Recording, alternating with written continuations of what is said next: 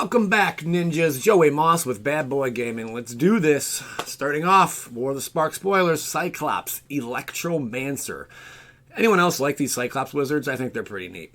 It is a 5-drop, pretty hefty casting cost, but what does it do? Uncommon, when Cyclops Electromancer enters the battlefield, it deals X damage to target creature and opponent controls, where X is the number of instant and sorcery cards in your graveyard for a 4 deuce. Not too bad. As if, good old Izzet needed stuff like this. I'm sure this would probably fit in an Izzet build. But dealing X damage to target creature and opponent controls, where X is the number of instant sorcery cards in your graveyard, is pretty powerful. I mean, you can just knock out cards. But it's probably going to see a limited play. It doesn't say Planeswalker on the card. If it said target creature or Planeswalker, I think we'd be dealing with a whole nother specimen. Mobilized District. Add colorless. Or Devoid. That's right, Devoid. For 4, Mobilized District becomes a 3/3 citizen creature with vigilance until end of turn. It's still a land.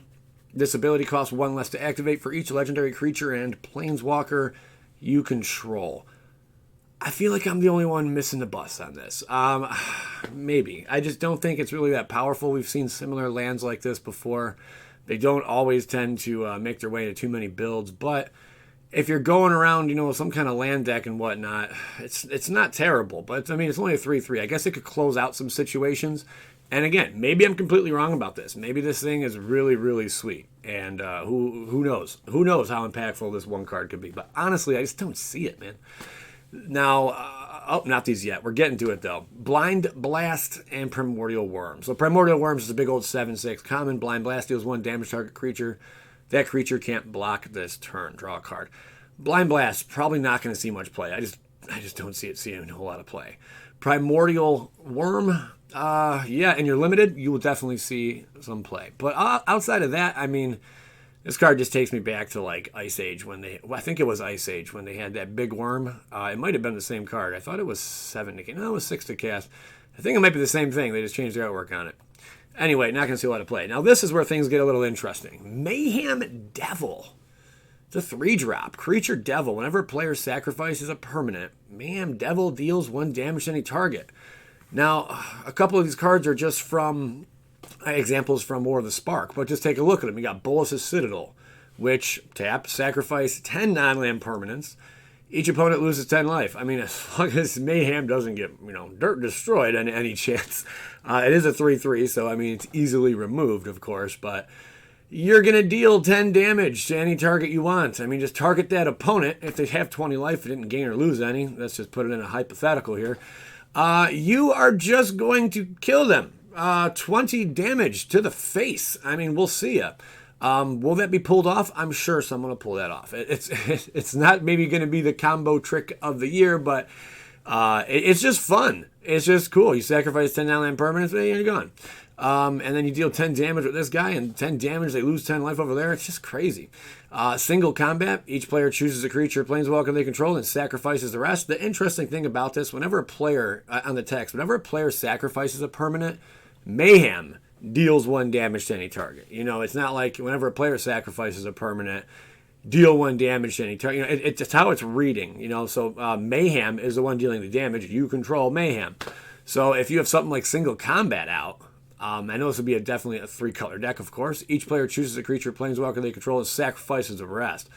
If you're going up against 2 decks that are heavy in creatures, this is the board wiper you want to be running because they have to sacrifice everything but 1. Why not just keep your Devil? Who cares what he keeps? But at that point, he's probably going to be dead.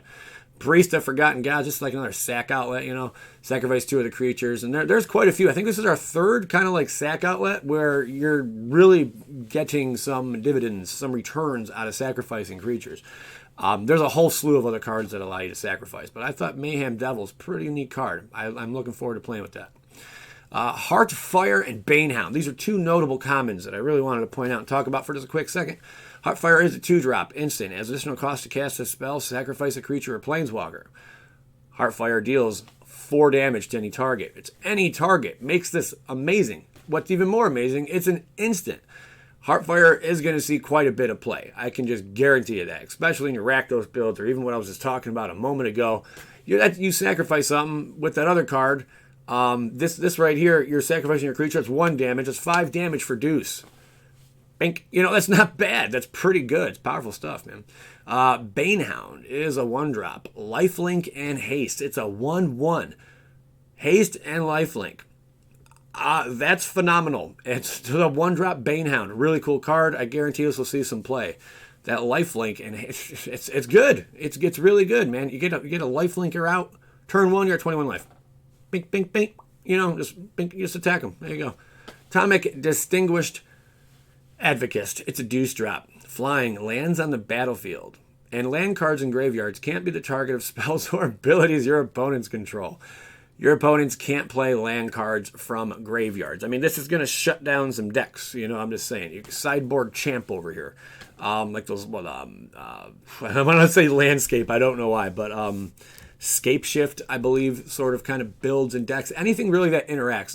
Legacy Land, you know, that deck, we'll see ya. Just anything that interacts with cards in the graveyard. Gitrog Monster. I mean, the list kind of goes on.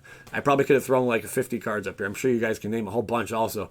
Very interesting. It's a 2/3 and it's flying. I mean, that alone is pretty solid. But that other ability, really, watch out, man. That's a tough creature right there. Goblin Assault Team. And Goblin Assailant. Pretty cool. So on the left, we have a 4-drop haste when Goblin Assault Team dies. Why was I slouching so bad? Put a +1/+1 counter on target creature you control. It's a 4/1 with haste. It's something, all right? It's something, but it's not really the Goblin we're looking for, you know. But when it dies, put a +1/+1 counter on target creature you control. It's something, but it's nothing really crazy. 4, no. I don't see it seeing a whole lot of play. Goblin Assailant, though, is a 2-drop. 2/2. It'll probably see more play than the Goblin Assault Team. Just saying. Nothing really too crazy with the Goblos there. Massacre Girl. This, I like this, man. This is kind of like the trending thing, you know. I don't know if you guys have seen, you know, but all over the internet, you know, they got, I don't know what they call them, the Suicide Girls. I don't know if you've ever heard of them, you know. But they do this crazy, you know, get up with all this, you know, blood and death. And it reminded me of like a page out of that book, you know, like that's kind of where they were going with this. But this card is a sweeper. It's a creature sweeper. Watch out, man. It's a keeper. Legendary creature, human assassin. Menace, which is already sweet. It's 5 to bring out, though. A little steep, but the payoff's pretty good. When Massacre Girl enters the battlefield, each other creature gets -1/-1 until end of turn. Each other creature. So not itself. Whenever a creature dies this turn, so let's say you did just destroy, or you know, one of your opponent's creatures, or like, you know, because they're a 1/1. Whenever a creature dies this turn, each creature other than Massacre Girl gets -1/-1 until end of turn. So it kind of like interacts again. So now it's -2/-2 out there. I think it goes to -3/-3. It's pretty crazy how that ability works there. But Massacre Girl will for sure see some play. Maybe sideboards. I mean, I don't even know. It's a menace 4/4. It's really cool. Definitely had to be a legendary creature though, because that is powerful. Defiant Strike and Loxodon Sergeant. Instant on the left here. Target creature gets +1/+0. Until end of turn, draw a card. Yeah, all right. Loxodon Sergeant. It's a 4-drop vigilance. When Loxodon Sergeant enters the battlefield, other creatures you control gain vigilance until end of turn. Both limited, of course. Nothing really too much spectacular to see here. Next. Tolsimer, Friend to Wolves. I'm probably saying that wrong. It's a 5-drop. Legendary creature, Elf Scout. When Tolsimer, Friend to Wolves, enters the battlefield, create Voja, Friend to Elves, a legendary 3/3 green and white wolf creature token. That's already pretty cool. Whenever a wolf enters the battlefield under your control, you gain 3 life, and that creature fights up to 1 target creature you don't control. Pretty powerful 3/3. Definitely with some elf, wolf, something tribal synergy going on. I definitely know Commander players are already looking at this card, but even Standard, this will probably see some play. I'm not sure how much, but it definitely could be powerful. I mean, Wolves needed something like this, and it looks like they got it. So looking forward to using that as well. Merfolk Skydiver. Sorry, I can't spend too much time on every card. It is a deuce drop. Creature Merfolk Mutant. Are the Merfolk's tribes going to be back? Are we going to see something crazy? I don't know. We might. Flying, whenever Merfolk Skydiver enters the battlefield, put a +1/+1 counter on target creature you control. Already, not bad. It is a 1/1 though, but you can proliferate for 5. Again, for those of you a little fresh, choose any number of permanents and or players, then give each another counter of each kind already there. I like that it's like you can dump. It's a managed sink, really. Not bad that you can pay 5 and do that. Pretty cool. Early threat, 1/1. Not really the biggest threat in the world. But it does a little something when it enters. Has entering the battlefield triggers, and all that good stuff. And then the proliferate for sinking. I mean, it's not bad. It's a decent merfolk. Courage in Crisis. 3-drop. Put a +1/+1 counter on a target creature, then proliferate. All right, there you go. Band together up to 2 target creatures you control. Each deal damage equal to their power to another target creature.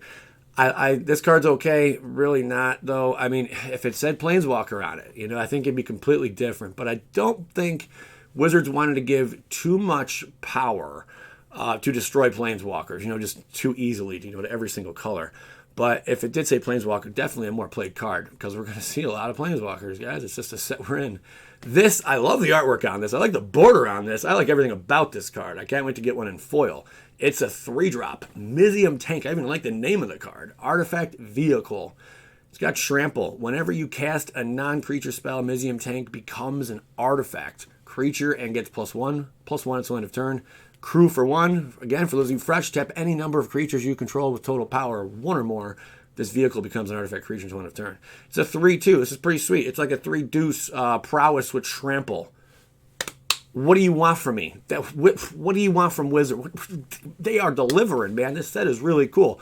And it's kind of like spread around. It's not just, they are focused on Planeswalkers, of course, but I didn't think we were going to see a Mizzium Tank. I'm just saying. I think that's a pretty powerful card. Definitely going to see play there. Next up, we got Neoform. Sorcery, deuce drop, positional cost to cast this spell. Sacrifice a creature, search your library for a creature card with converted mana cost. Equal to 1 plus a sacrifice creature's converted mana cost. Put that card on the battlefield with additional +1/+1 counter on it, then shuffle your library. Really similar to that other card that just dropped. Isn't it a legendary, I think? I wish I had her name on the top of my head, on my tongue. But it basically has that ability every time you tap it. It's a creature. But Neoform's a sorcery, a little different here. Cards that you can interact with pretty easily would be something like Skargan Hellkite, Marwyn the Nurturer, and Growth Chamber Guardian. Autumn actually spoiled this one. I only know that because I was doing research on this stuff beforehand, but it's the only person I know that previewed a card. Everyone else, I don't know who previewed what. But she was at the Mythic Invitation or Mythic Championship in Cleveland when I was there, like about a month ago or something. Pretty cool. Just thought I'd share that with you guys. But this was kind of like her little idea. She threw these up here, or she suggested these cards be ran. But yeah, basically anything that could benefit from a +1/+1 counter being put on it, you want to go with that, Skargan Hellkite, when it has a +1/+1 on it, I mean, you can have it come in with haste, but then also you pay the 4. Only if you have a +1/+1, it deals 2 damage, divided as you choose, among some targets. Growth Chamber Guardian, again, whenever 1 or more +1/+1 counters are put on Growth Chamber Guardian, you can basically tutor up another one, And then Marwyn the Nurturer, of course, you can just ramp up a bunch, just a bunch of really cool cards that can go with it. Devouring Hellion. It's a 3-drop, deuce. As Devouring Hellion enters the battlefield, you may sacrifice any number of creatures and/or planeswalkers. If you do, it enters with twice that many +1/+1 counters on it. If it had Trample, cool, but it just doesn't. But then again, in the right sack outlet, this thing can be really, really powerful, I guess. But you're going to have to give it something else. Or you have to be able to board wipe your opponent. There's going to have to be a few, you're going to have to build around this card, basically. Otherwise, it's just a big old clunker, that hits the field. And you're out a bunch of stuff. Ward Scale Crocodile and Bloom Hulk. The Crocodile, 5-drop, hexproof, pretty cool, 5/3, pretty self-explanatory. Blue, it's definitely going to be a bomb in limited. It is 3, though. If it was 5/4, you'd really see some crazy stuff. Bloom Hulk, though, when it enters the battlefield, proliferates a 4/4. Yeah, that's pretty cool. It's a plant. Watch out, guys. Plants are coming alive. I understand. It's crazy. Next, we got Iron Bully, artifact creature column with Menace. I thought it was interesting to show off some of these common cards, especially because it's artifact. When Iron Bully enters the battlefield, put a +1/+1 counter on target creature. All right, pretty basic. I like the Menace ability on it, though. I think that's pretty neat. And then Pollen Bright Druid's a 2-drop. When Pollen Bright Druid enters the battlefield, choose 1. Put a +1/+1 counter on target creature.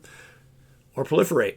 Not bad. It is a 1/1. Maybe they could have given us a 1/2. Maybe. I'm crazy. I don't know. Maybe I'm asking too much. We'll see a little bit of play. I'm not sure how. I mean, I could be way off on that one. It could see a heck lot of play. I mean, they're pushing the elf tribal thing again, so it could be in a lot of decks. Running elves, of course. 10th District Legionnaire. Do drop haste whenever you cast a spell that targets 10th District Legionnaire. Put a +1/+1 counter on 10th District Legionnaire. Then scribe 1. I think it's a perfect card. For Boros, I think it's great. It's got haste, it's a deuce, and it gets the +1/+1 and the scry. That's not bad. It can do some things there. What do you want? That's what Boros does, baby. War Screecher and Pouncing Lynx. Pretty cool. I like the Lynx. As long as it's your turn, Pouncing Lynx has first strike. Not too bad. It's a deuce-1. It's something. War Screecher, though, is pretty interesting. It's a 2-drop and another mana sink. You know, flying for 6. Other creatures you control get +1/+1 until end of turn. That is phenomenal. Late game, you know, especially in those like chumpy weenie matches down the road, you know. Not that you're going to want to be running this card. Definitely in limited. This is a great card in limited, I'll tell you that. It's a flyer, it's a 1/3, but maybe some decks you might see playing. I just like that you can do something, you know, when you have all this mana mid to late game, and you can't do nothing with it unless you're just top decking, you know. Maybe you have a slow card draw, you forgot to put some draw cards in your deck. At least this allows you to do something, you know.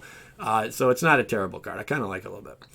Role Reversal. Crazy sauce from the Moss Boss. Exchange control of 2 target permanents that share a permanent type. So basically, you can take one of your crappy enchantments, and if they have, let's say, what is it, like Search for Escanta flipped or whatever? Is that an enchantment at that point, or land? I can't remember how it works.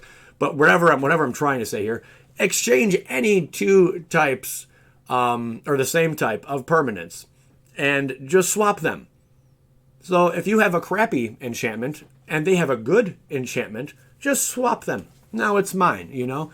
If they have a really powerful creature and you have a crappy creature, just swap them. I mean, that's insane. It's just really, really cool. Very powerful. Role Reversal is going to see play. It's goofy, but it's fun, man. It's goofy fun. I'm loving what Wizards do with this set. Spellkeeper Weird and Spellgorger Weird. These are both weird, but they're pretty cool weird. For Deuce on the left here, sacrifice Spellkeeper Weird. Return target instant sorcery card from your graveyard to your hand. It's a 1/4. I like that it has a big body. Spellgorger Weird. Cool artwork on that. Whenever you cast a non-creature spell, put a +1/+1 counter on Spellgorger Weird. Deuce. Both are weird, man. You tell me what you think of them. I hope you guys enjoyed this video. My cough's going away slowly. This is big news, man. But I hope you guys enjoyed the video. If you do, remember, always just take a second, hit the like button. It helps out a lot. And Ninjas, yeah, I'm pumped. War of the Spark. They just keep dropping more cards on us every day. I hope you enjoyed this one. If you're not subscribed, definitely go get yourself checked out at the doctor. Something's not right with you. My Ninjas, appreciate it. Skadoosh!